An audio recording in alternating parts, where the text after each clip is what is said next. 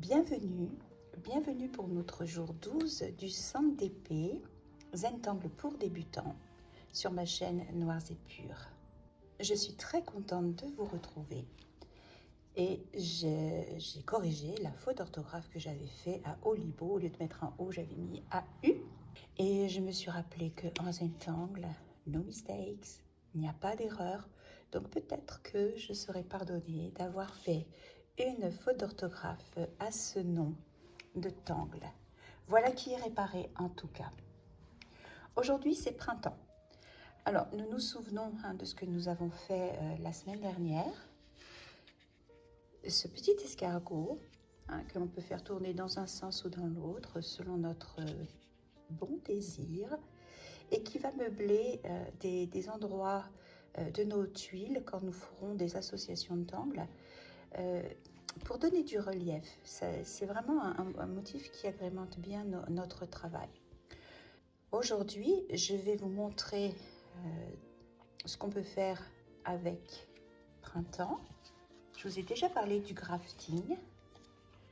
Là, vous en avez un exemple.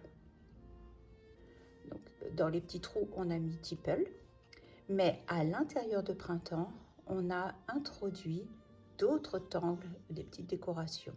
Voilà, voyez. Un autre exemple ici. Ici en noir avec les jelly rolls. Et ici sur le merveilleux papier transparent de chez Zentangle. Ce n'est pas du calque ordinaire, il est vraiment très épais. On ne peut pas reproduire ça sur le calque comme on utilise pour le bureau. On dessine d'un côté et on dessine de l'autre. Et par transparence, on n'a pas tout à fait les mêmes révélations. Et on peut placer ces petits papiers devant une source de lumière et on voit apparaître les motifs différemment. Vous voyez par exemple ici, on voit bien que les triangles sont en arrière-plan alors qu'ici ils prennent la première place. Pareil pour ici.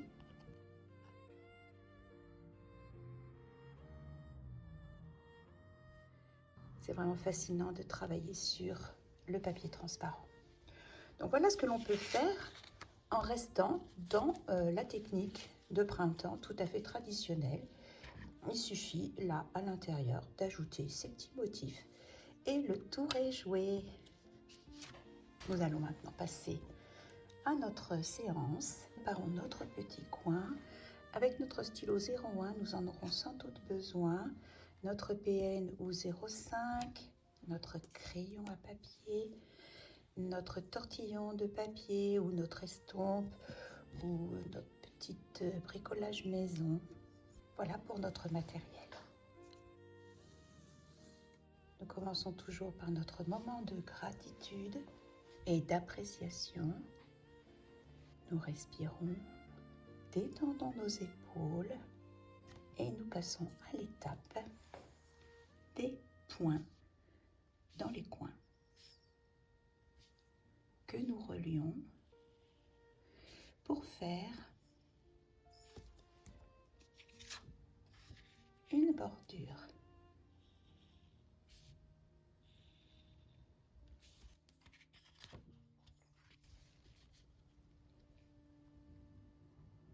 Je vous propose de faire une ficelle. Nous allons faire 2 sortes de printemps dans chacune de ces parties. Je vais vous montrer un petit peu ici notre premier challenge. Donc le printemps, je vous le rappelle, c'est un petit escargot qui tourne comme ça, qu'on laisse ouvert ou qu'on ferme. Et puis on vient faire à côté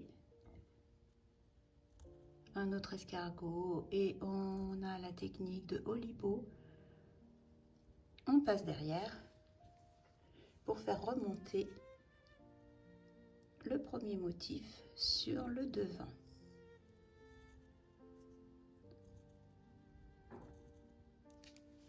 Et ce qui sera accentué avec les ombrages.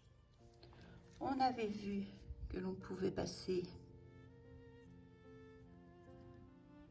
notre stylo sur nos traits pour les épaissir afin de donner du relief. Ça c'est ok. Alors aujourd'hui, nous allons faire la même chose, mais en faisant un escargot allongé. Je pars du centre et je fais mon premier tour.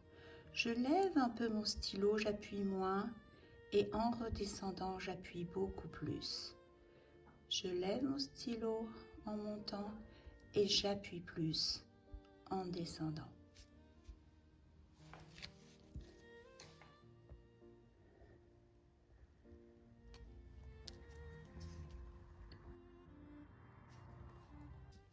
Je tourne ma tuile. Je repars ici pour faire un escargot dans ce sens. Je pars, j'appuie en descendant, je lâche la pression en montant, j'appuie en descendant, je passe en dessous, je lâche la pression en remontant, j'appuie en descendant, je passe en dessous, je relâche la pression, je ferme.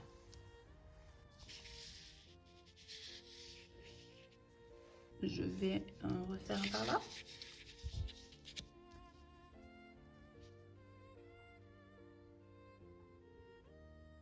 Je descends en appuyant, je remonte en lâchant, je descends en appuyant, je remonte en lâchant, je descends en appuyant, je passe dessous, je sors par là, j'appuie en descendant et je termine derrière. En faisant de cette façon, on voit déjà bien les endroits où on va pouvoir repasser du stylo. Tu vois par exemple ici, pour épaissir ce trait, donner du volume à notre travail. Est-ce que ça marche pour toi? Alors, on y va.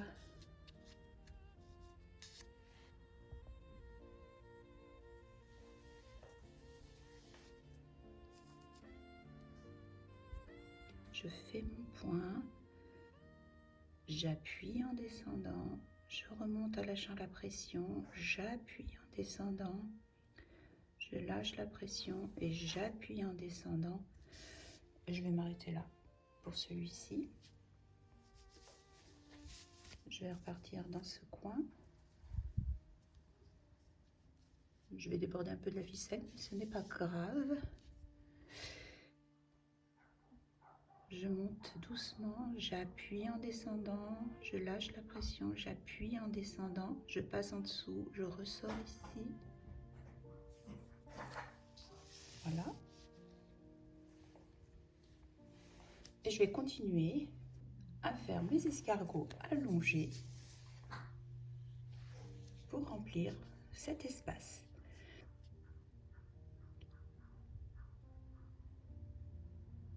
Tu as compris le principe? J'appuie en descendant, je lâche la pression en montant, j'appuie en descendant, je lâche la pression en montant, j'appuie en descendant.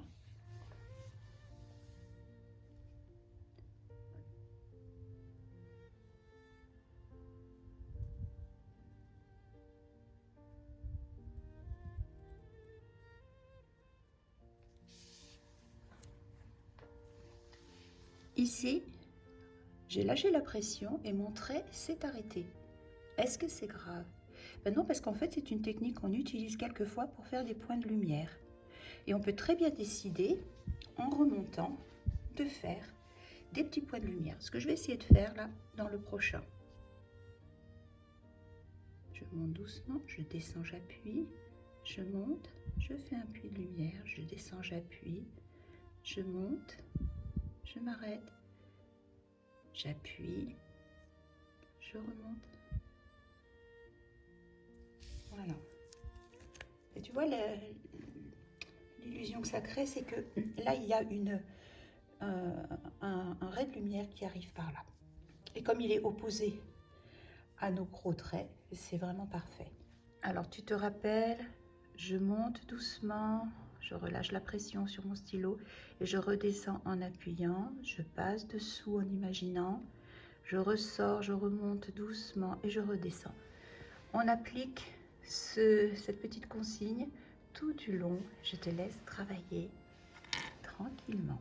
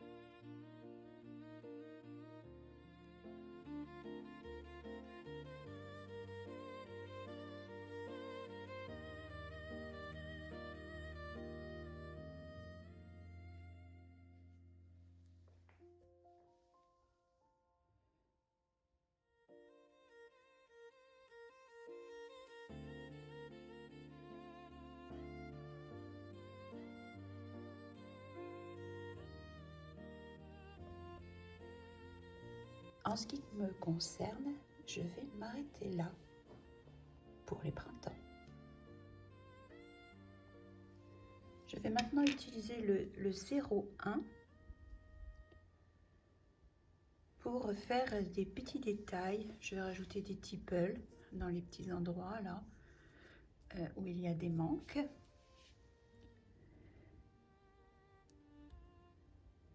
Et je vais noircir.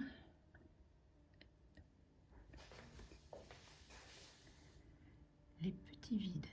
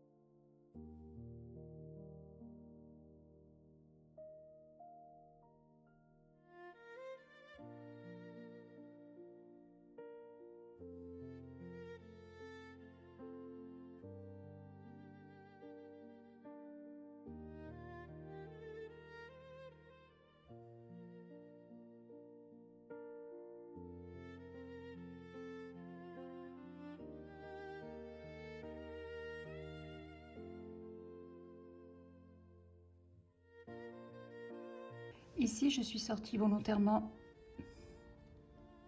de la bordure. Je vais quand même rajouter une petite perle. Et je refais ces petits enjoliveurs que je vous avais expliqué précédemment. On arrondit dans les petites pointes, comme ici par exemple. Très peu, mais ça fait une finition. Je vais faire la même chose ici.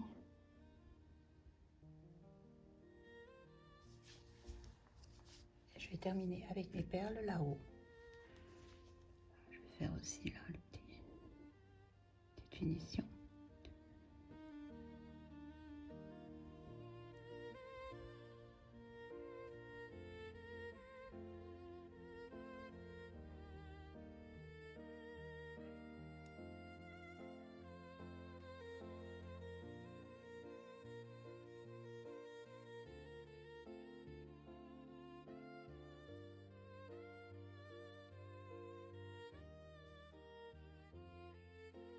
Alors, comment ça s'est passé pour toi?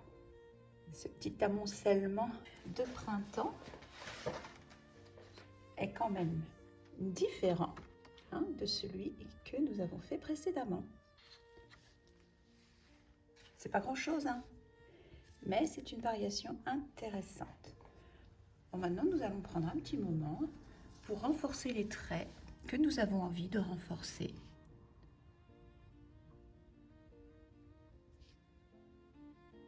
On n'est pas forcé de les faire tous, mais on va choisir les stratégiques.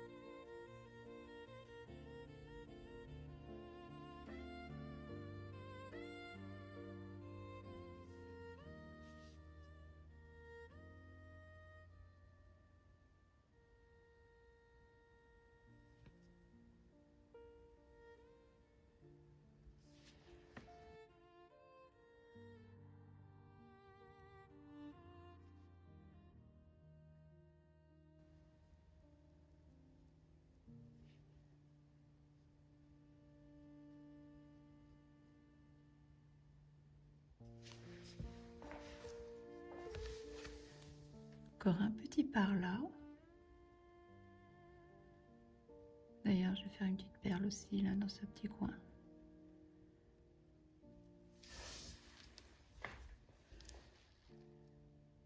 Magnifique.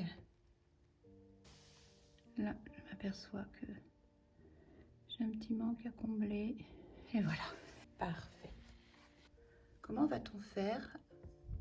On prend le PN ou le 0,5 et on va dessiner printemps, soit rond, soit allongé comme on l'a vu précédemment, mais on va le suggérer. C'est-à-dire que par exemple, tu vois, je pars de mon point, je descends en appuyant, je remonte et là je m'arrête. Mais je fais comme si je dessinais dans ma tête, je repars ici et je m'arrête et je repars ici et je m'arrête. Je vais repartir un peu plus loin, je descends en appuyant, je relâche, je m'arrête, je repars, j'appuie, je relâche, je m'arrête, je descends en appuyant, je relâche. Je reviens par là, je change d'orientation. Je descends en appuyant, je relâche, je m'arrête.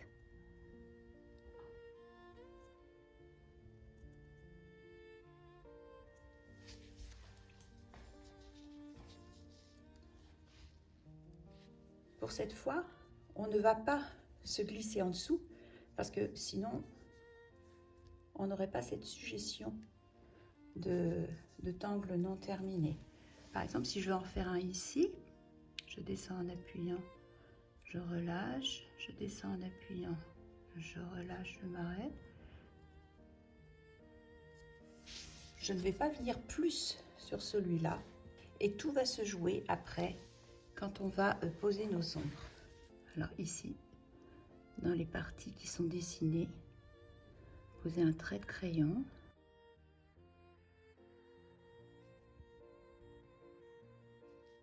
Assez généreux. Je vais en faire deux pour qu'on voit bien.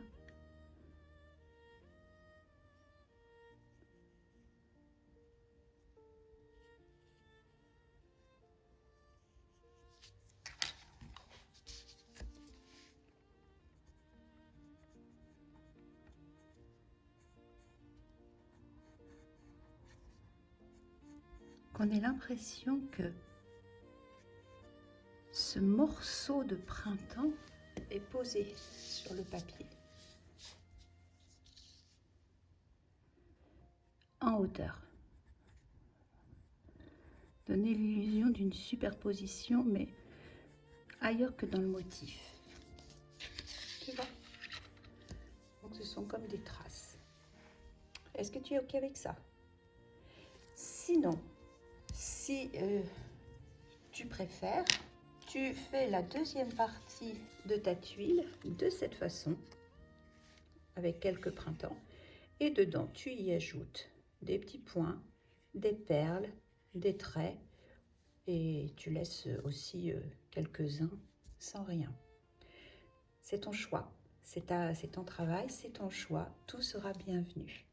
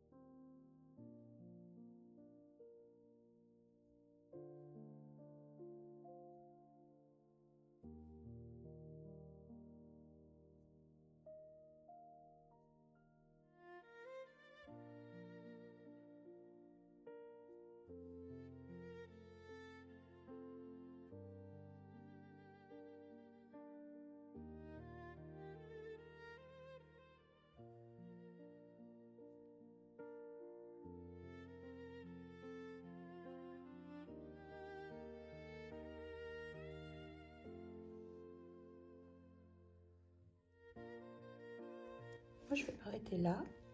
Et pour donner l'illusion aérienne que ça donne, hein, comme une pluie là, de printemps qui tombe à toute vitesse, je vais juste faire la bordure sur ces deux côtés-là. Et je vais ombrer aussi à l'extérieur, hein, pour renforcer l'idée. Et ensuite, on va venir faire les ombres là-dessus. Donc là, je trace ma bordure.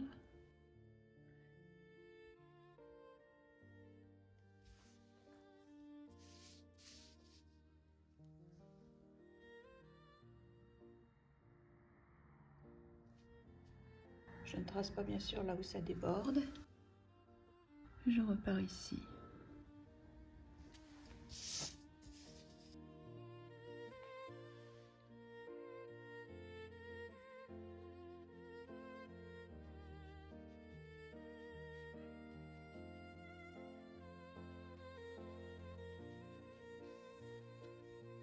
Petite couche de crayon ici.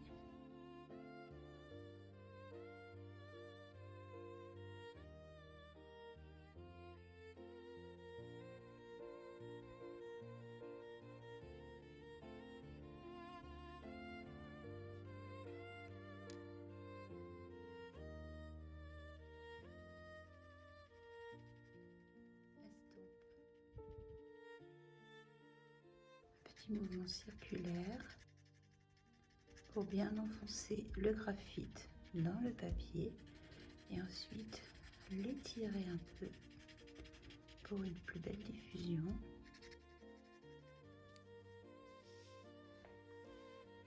Premier passage, toujours la pointe de l'estompe vers la bordure qu'on ombre.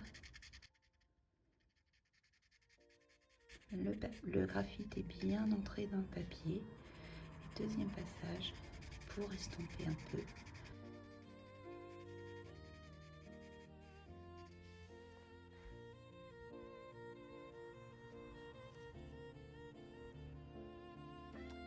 Voilà, voilà.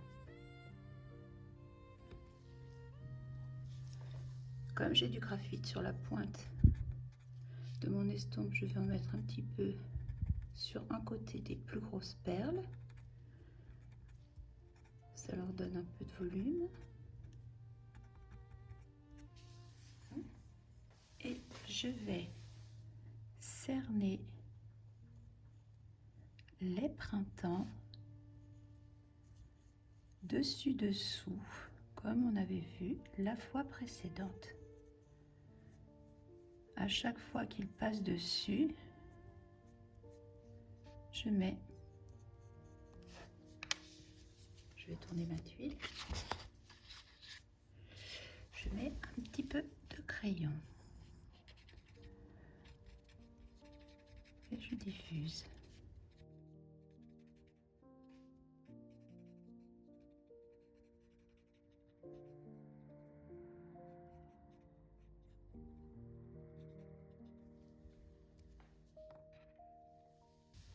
pareil pour le deuxième niveau.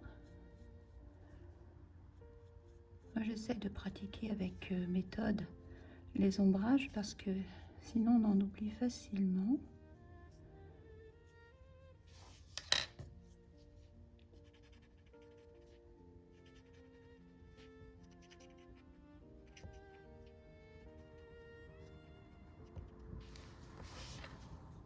Et ici, il y a un petit dépassement, enfin une petite superposition à mettre en valeur.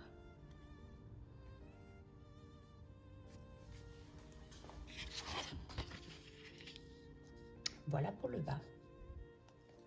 Et pour mes motifs du haut, alors si tu as choisi la même chose, tu vois à l'extérieur de chaque arc, avec précaution, tu mets de l'ombre. Quelquefois, on ne peut pas diffuser parce que c'est très étroit. Donc à ce moment-là, on s'applique avec le crayon à être assez précis.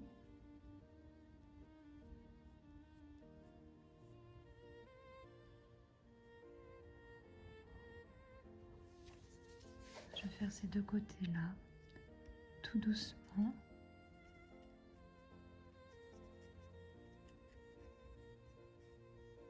Il faut une estope assez pointue hein, quand même pour faire ça.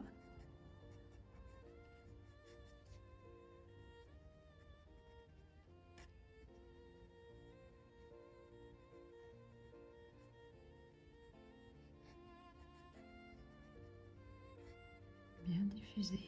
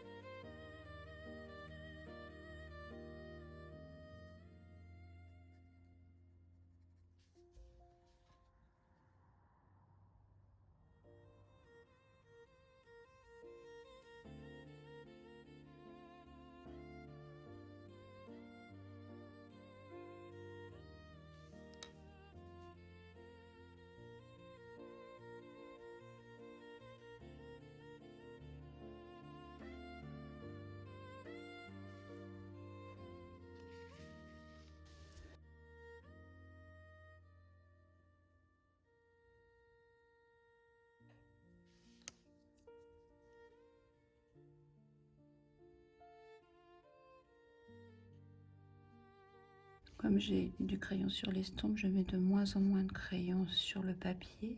Il y en a largement assez. Voilà, je peux même passer directement.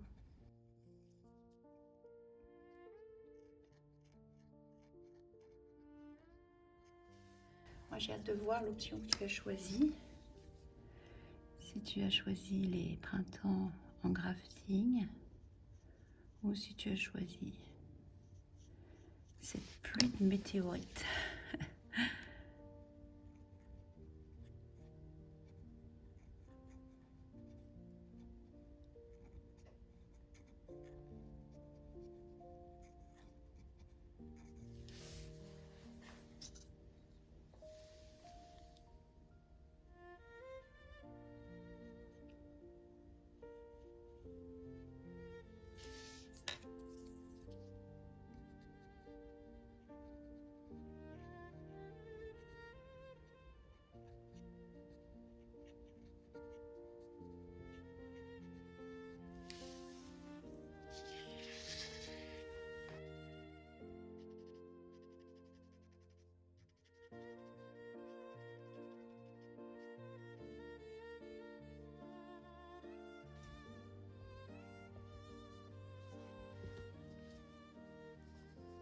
Voilà pour le dessin du jour. Attends, je remets la bonne échelle. Ah.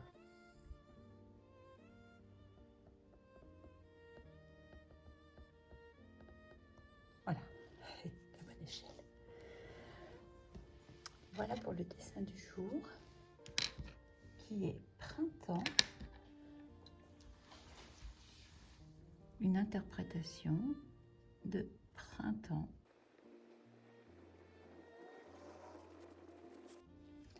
Il est temps de poser notre signature et de passer à ce moment d'appréciation pour la tuile que nous avons faite. J'ai hâte de voir ce que toi tu as choisi, si tu as préféré faire cette interprétation-là ou si tu as préféré le crafting.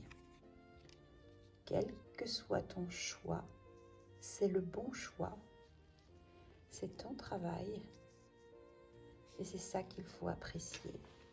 Au moment d'appréciation, quelquefois je me dis « Ah, j'ajouterais bien ceci ou cela » et là c'est ce que je vais faire. Je vais intensifier mes traits avec mon stylo 01 pour donner encore plus de caractère à ces printemps.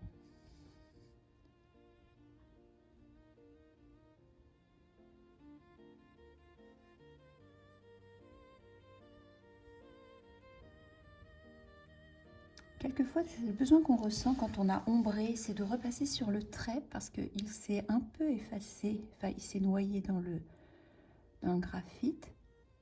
Et tu verras au cours de ta pratique, c'est très souvent qu'on repasse en dernier lieu sur les traits pour bien les faire ressortir. Le noir, c'est vraiment très beau.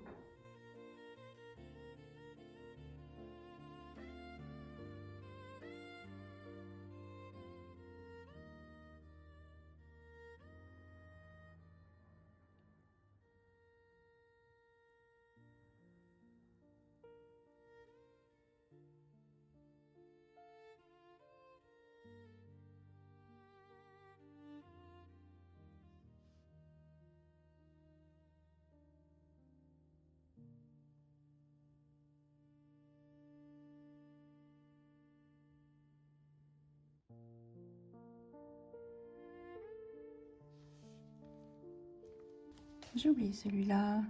Non, non, non. Pas question, j'oublie personne.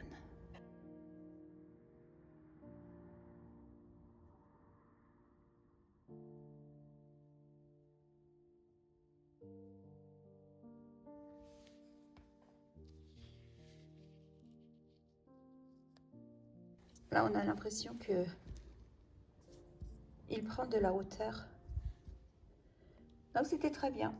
Même après la signature, on a toujours la possibilité de revenir sur son dessin et de l'agrémenter. Appréciation encore. Nous nous retrouvons demain pour le jour 13. Le jour 13 qui sera Flux, mais la version de Maria Thomas. Nous avons vu la semaine passée la version de Rick Roberts. Nous verrons comment Maria Thomas, elle, le dessine. Je te souhaite une bonne fin de journée. Dessine autant de tuiles que tu peux. C'est toujours enrichissant. Et je te dis à demain.